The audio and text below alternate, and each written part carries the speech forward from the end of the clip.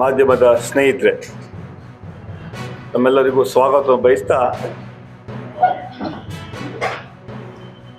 ಈ ಪತ್ರಿಕಾಗೋಷ್ಠಿಯಲ್ಲಿ ವಿಶೇಷವಾಗಿ 2 ವಿಚಾರಗಳನ್ನು ಪ್ರಸ್ತಾವನೆ ಮಾಡಿದೆ. ಮೊದಲಾಗಿ ನಮ್ಮ ಸರ್ಕಾರದ 2 ವರ್ಷ 11 ತಿಂಗಳ ಸಾಧನೆ, ಗ್ಯಾರಂಟಿಗಳ ಅನುಷ್ಠಾನ, ನುಡಿದಂತೆ ನಡೆದ ಸರ್ಕಾರದ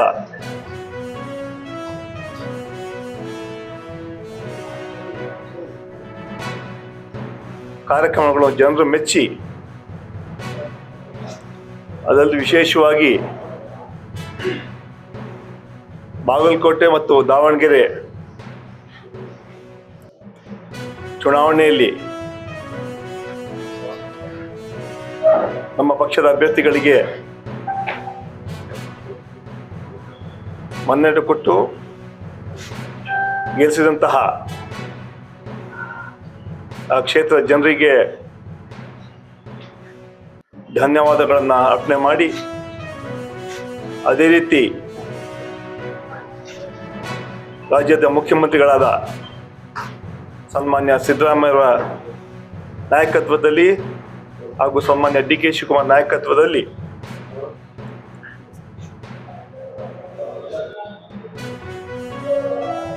ಗೆಲ್ಲಿಸಿದಂತಹ ಮತದಾರರಿಗೆ ಹಾಗೂ 2 ಕ್ಷೇತ್ರದಲ್ಲಿ ಕೆಲಸ ಮಾಡಿದಂತಹ ಮಂತ್ರಿಗಳಿಗೆ, ಶಾಸಕರಿಗೆ, ಪದಾಧಿಕಾರಿಗಳಿಗೆ, ಕಾರ್ಯಕರ್ತರಿಗೆ ಧನ್ಯವಾದಗಳನ್ನು ಅರ್ಪಣೆ ಮಾಡ್ತೇನೆ.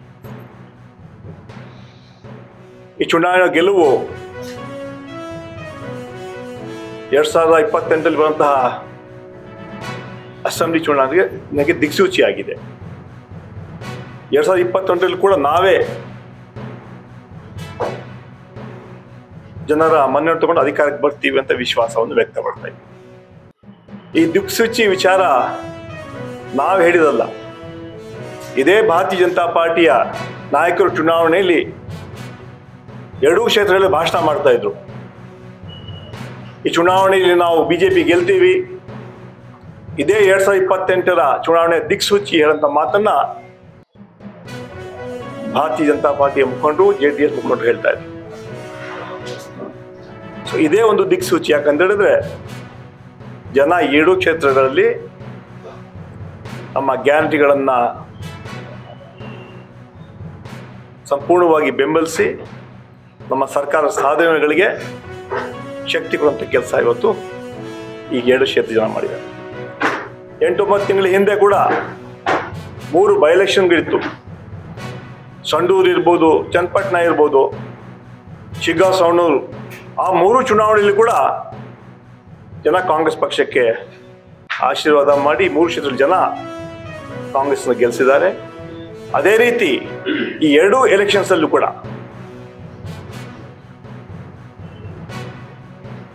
ಆ ಕ್ಷೇತ್ರ ಜನ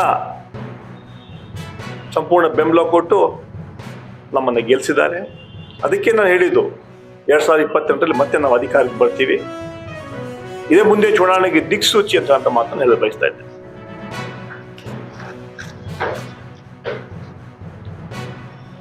ಎರಡೂ ಕ್ಷೇತ್ರಗಳಲ್ಲಿ ಬಹಳಷ್ಟು ಪ್ರಚಾರ ಮಾಡಿದ್ರು.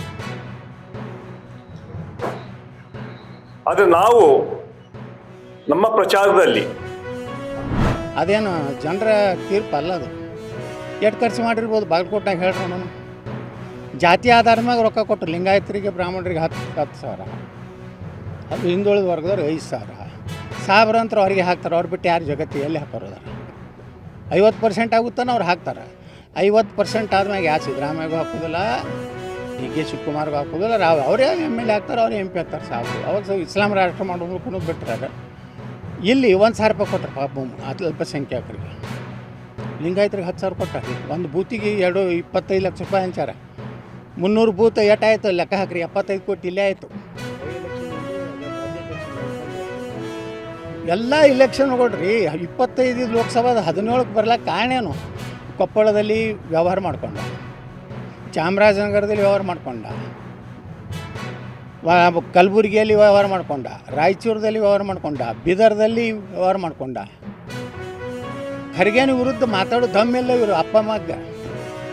ಅವ್ರ ಅಪ್ಪ ಮಗನ ವಿರುದ್ಧ ಈ ಅಪ್ಪ ಮಕ್ಕಳು ಮಾತಾಡೋದಿಲ್ಲ. ಅವ ಹೆಂಗತ್ತಾಳೆ ಖರ್ಗೆ ಪ್ರಿಯಾಂಕಾ ಖರ್ಗೆ ಗುರ್ತತಾನೆ ರೀ. ವಿಜಯೇಂದ್ರ ಭಾಳ ಹಾರಾಡ ನಿಮ್ಮ ಅಪ್ಪನ ಪೋಕ್ಸೋ ತೆಗಿತೇನೆ ಅನ್ನಂಗೆ ಗಪ್ ಇಲ್ಲ. ಸನ್ಮಾನ್ಯ ಪ್ರಿಯಾಂಕಾ ಖರ್ಗೆಯವರು ಅದನ್ನು ಖಂಡಿಸುತ್ತೇನೆ, ಉಗ್ರವಾಗಿ ಖಂಡಿಸುತ್ತೇನೆ. ಮೊನ್ನೆ 2 ಇಲೆಕ್ಷನ್ ಸೋತ ಮ್ಯಾಗ ಸಿಹಿ ಹಂಚಿದ್ರು ಪಾರ್ಟಿ ಆಫೀಸಿಗೆ. ಸ್ವಲ್ಪ ದುಃಖ, ನಮ್ಮ ಪಾರ್ಟಿ ಸೋತೈತಿ, ನಮ್ಗೆ ಇಂಥ ಪರಿಸ್ಥಿತಿ ಬರಬಾರ್ದಾಗಿತ್ತು ಅನ್ನುವಂಥ ವಿಷಾದಿಲ್ಲ. ಅದು ಏನು ಹೇಳ್ತಾರೆ ಸ್ಟೇಟ್ಮೆಂಟ್ ಅದು, ನೀವು ಬಿಟ್ಟು ಅದು ಈ ಬೈ ಎಲೆಕ್ಷನ್ ತಲೆ ಕಟ್ಸೋಬೇಡಿ. ನಮ್ಮ ತಂದೆ ಸಂಭ್ರಮೋತ್ಸವದ ಬಗ್ಗೆ ಚಿಂತನೆ ಮಾಡಿ ಅಂತ ಹೇಳ್ತಾನೆ. ಪಶ್ಚಿಮ ಬಂಗಾಳದಲ್ಲಿ ಮನೆ ಮಗ್ಗಲ್ಕಿನ ಮನ್ಯಾಗ ಗಂಡು ಹುಟ್ಟದ ಅಂದ್ರೆ ಇವ್ರು ಪೇಡೆ ಹಂಚವ್ರು.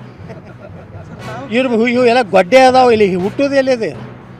ಮಗ್ಗಲು ಹುಟ್ಟದ ಆಸಾಮ್ ಅಂದ್ಕೊಂಡೆ ಪೇಡೆ ತಿನ್ನೋದು, ಪಶ್ಚಿಮ ಬಂಗಾಳ ಪೇಡೆ ತಿನ್ನೋದು, ಯಾವುದು ಪಾಂಡಿಚೇರಿ ಪೇಡೆ ತಿನ್ನೋದು, ಪುದುಚೇರಿ. ನೀವೇನು ತಿನ್ನಕತ್ತೀರಿ ಇಲ್ಲಿ?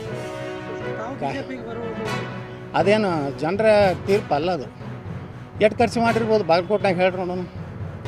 ಜಾತಿ ಆಧಾರ ಮ್ಯಾಗ ರೊಕ್ಕ ಕೊಟ್ಟು ಲಿಂಗಾಯತರಿಗೆ ಬ್ರಾಹ್ಮಣರಿಗೆ 10 ಸಾವಿರ, ಹಿಂದುಳಿದ ವರ್ಗದವ್ರು 5,000 ಸಾವಿರ ಅಂತ ಅವ್ರಿಗೆ ಹಾಕ್ತಾರೆ. ಅವ್ರು ಬಿಟ್ಟು ಯಾರು ಜಗತ್ತು ಎಲ್ಲಿ ಹಾಕ್ತಾರೆ?